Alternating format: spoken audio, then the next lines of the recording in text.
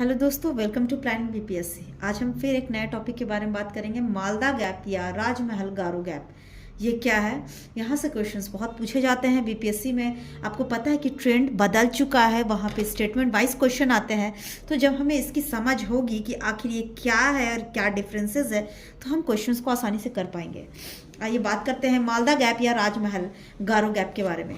सबसे पहले देखें तो इसकी उत्पत्ति जो है वो भारतीय प्रायद्वीप के संचलन के दौरान धंसाव की प्रक्रिया के कारण हुआ है। ठीक है, मतलब यहाँ पर जमीन जो है, प्लेट टेक्टोनिक जब हो रही थी तो जमीन जो है, एक प्लेट वो नीचे की ओर धंस गया और दूसरा प्लेट ऊपर उठ गया।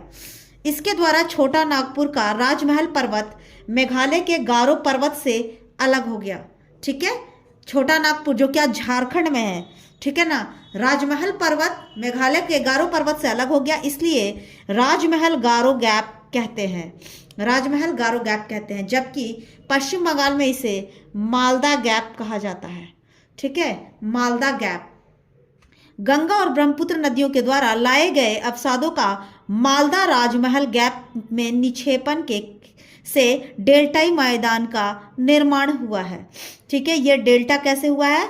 दो नदियों को अवसाद को ला के यहाँ पर डाल दिया, गंगा और ब्रह्मपुत्र नदियां, जिससे डेल्टा का निर्माण हो गया।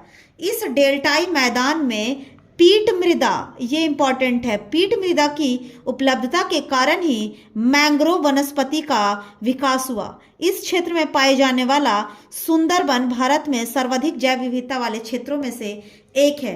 अगर यहाँ पर देखें तो मोस्टली गंगा जो है वो जलोढ़ मिट्टी लाती है।